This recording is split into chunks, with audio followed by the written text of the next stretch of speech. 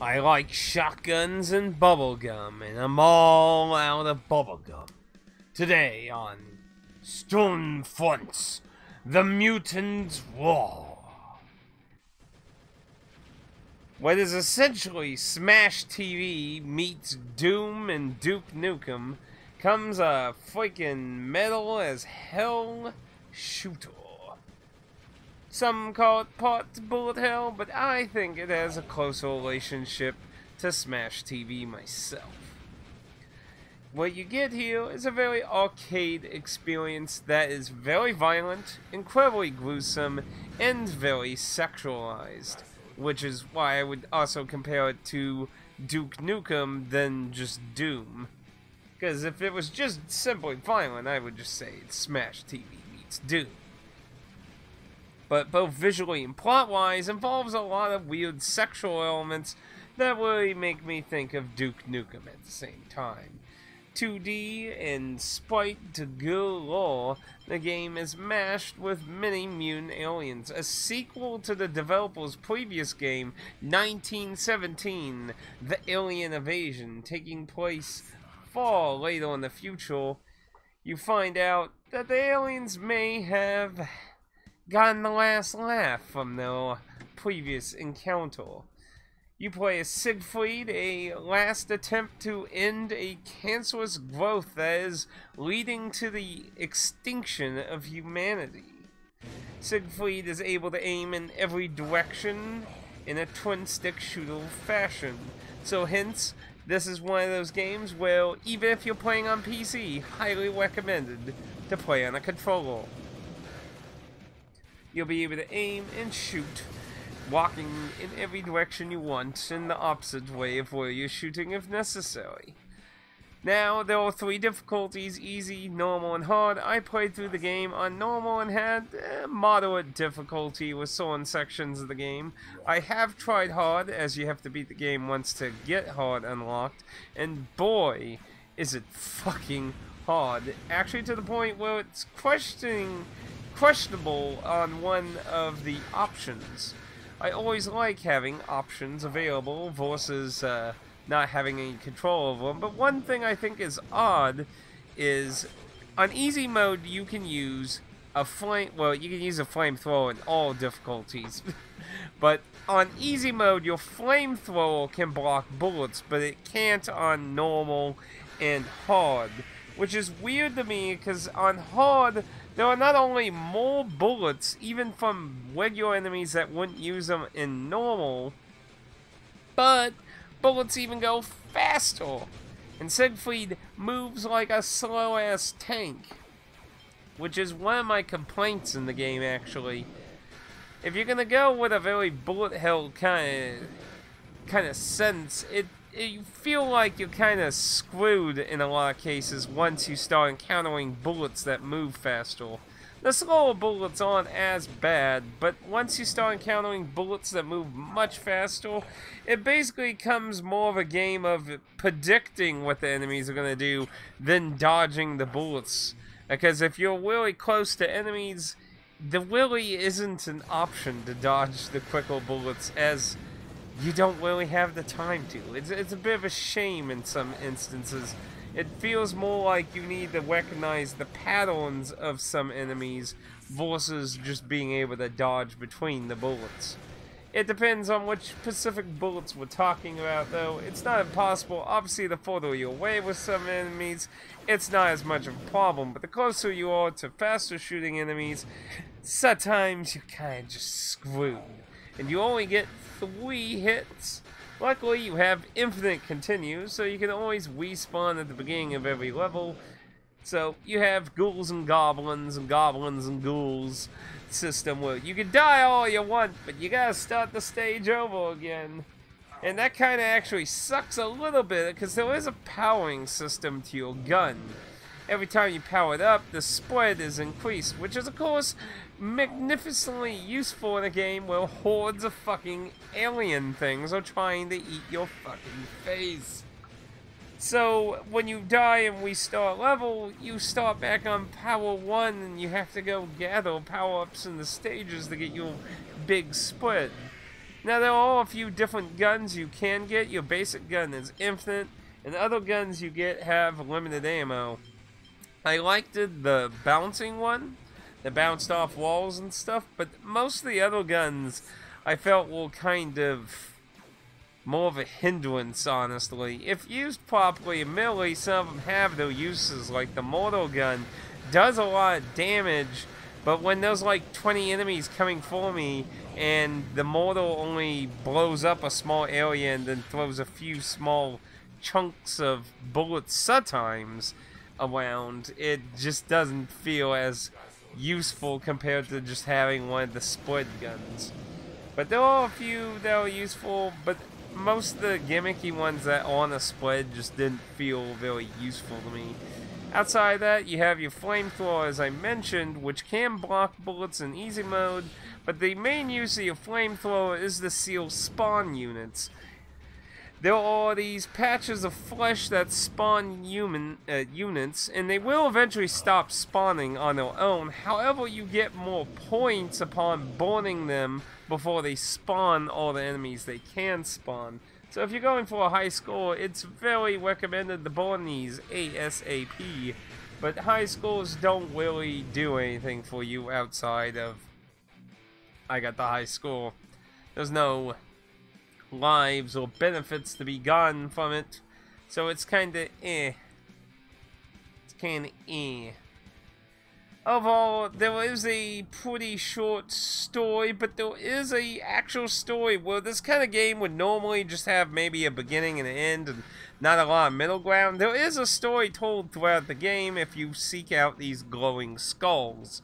Luckily, the game will point out the next glowing skull after you find the first one, and you can follow them to find several tales that happen within this war during the progression of this game and before and such, and get an understanding of the bigger picture of what is happening to the planet Earth and what are these aliens.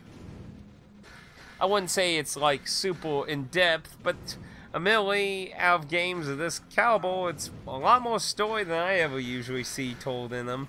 I mean, hell, a lot of old games in 16-bit eras would just have it in the manual, and that's about it.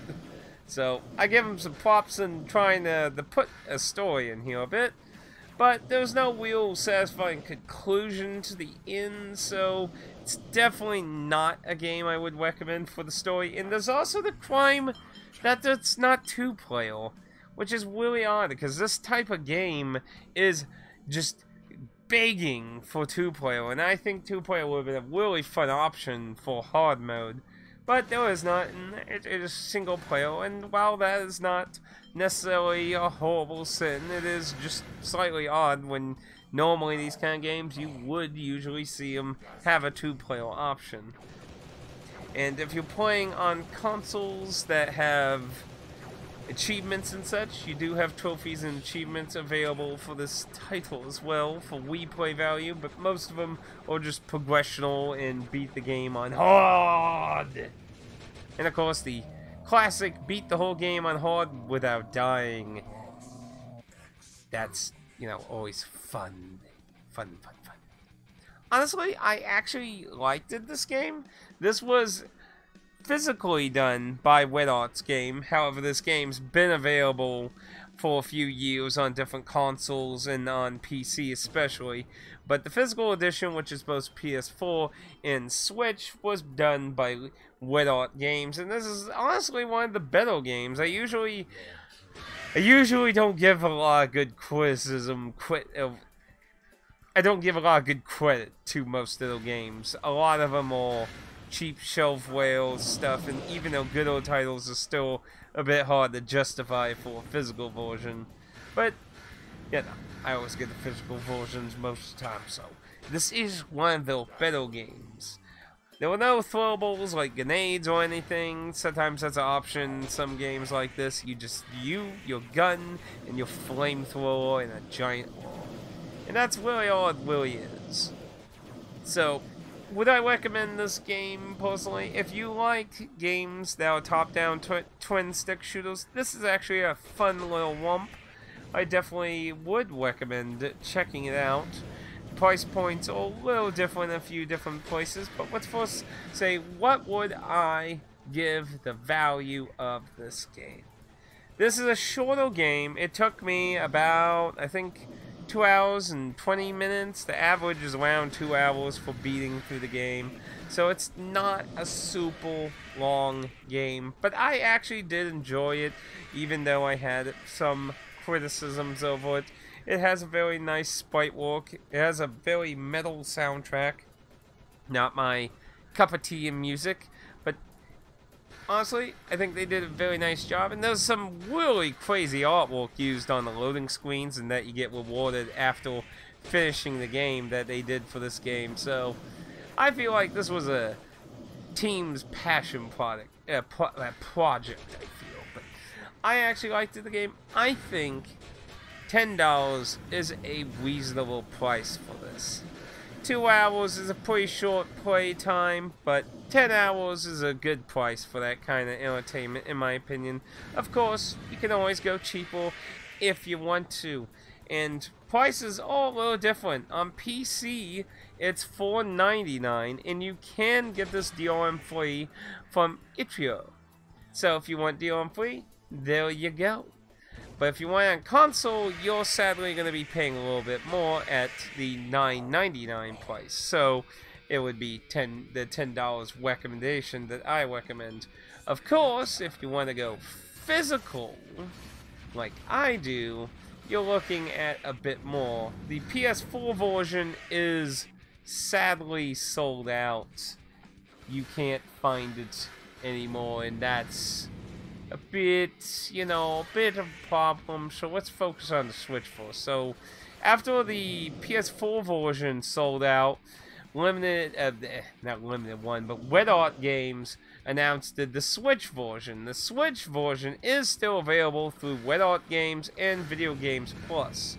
You're looking at €29.99 or $44.99 Canadian dollars, which that's around the 35-ish ballpark in US dollars, depending on how you convert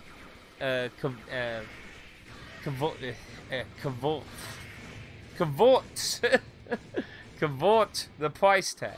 However, if you're dead set on getting the PS4 version, you're looking at around like about $60 to $80 on eBay currently for the PS4 version.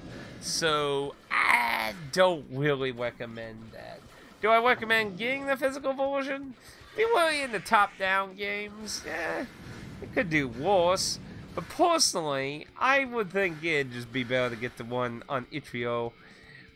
If it had 2-player, I think that would push it to be more worth getting a physical copy. But it's single-player, and it's a short experience. I think 2-player would have at least offered them an excuse to go into that physical version. But of course, that's a subjective matter for you to choose. I didn't really experience any bugs, though I was able to get out of the map at the beginning of, I believe, the second stage, where you can actually just go south and walk out of bounds. You can't really do anything, though you can go and take a peek at the first boss, oddly enough. So, a bit of a oversight on that, not putting a visible wall barrier behind you, but it doesn't break the game. You can't skip the level as far as I've tried. It was fun trying to see if I could do anything though, but I didn't experience any crashes or bugs or anything, so I think it's, considering a lot of the track record of the games I played from Red Arts games, I think this is actually one of the more better quality games they've released under their brand. So I would recommend it, but whether you want physically is going to be a subjective choice of your own. Like I said, it is available DRM free, so that's an option I would recommend going down. It's a fun little experience. So let's get into spoilers though. Let's get into what I think about the story, and I'm gonna kind of put in the sexual stuff in this too, because it has to do with the story, so I figured I'd save that for the story portion. So let's get into spoilers. So you kind of find out basically after the aliens invaded and lost, they left like flesh that humans found out they could use to do things. And it was, at least at the time, mindless. So they were able to make this living flesh do stuff. But at some point, this flesh somehow got its own thought process. And that process was to mutate. To keep mutating. To mutate everything. And hence, that began this mutant war as it infected everything it could. Oddly enough, though, in the tales that you read, it seems the infection directed more towards females in its way of infecting the world through sexualness. So it's kinda ill. Like, the second boss is a monster with 3 boobs on it, and you learn, like, it mothered, like, children and crap, breastfeeding them and shit. It's like, it's all really disgusting. It is very disgusting. But basically, you just need to destroy all this shit. You need to destroy all this flesh that has its own mind. And there's not really anyone left. The only person you ever meet in the entire games in Stage 0, your quote-unquote father who created you, a perfect, non-mutatable creature. In the end, you'll destroy one more boss, but it doesn't leave any real conclusion whether you've saved humanity or if the mutant war just continued on.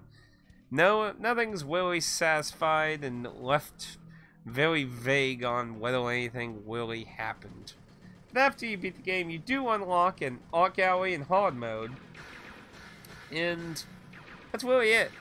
I did find the art gallery a little interesting because it actually has a few snippets about creating Siegfried, which was actually a little bit interesting.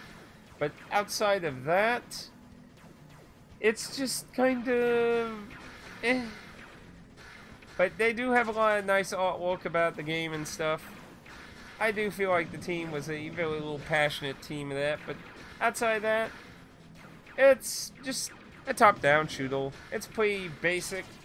My biggest complaint, I would still say, is the fact that I feel like once you start encountering faster bullets, it becomes more about pattern recognition, especially with bosses, than simply dodging bullets.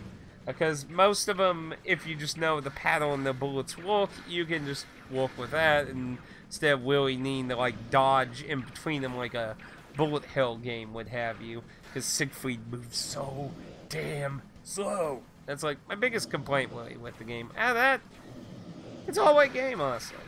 So, those are my thoughts on SturmFront, which I'm probably saying wrong. The Mutant War. And until next time, be careful out there. You don't know if that lady there is a mutant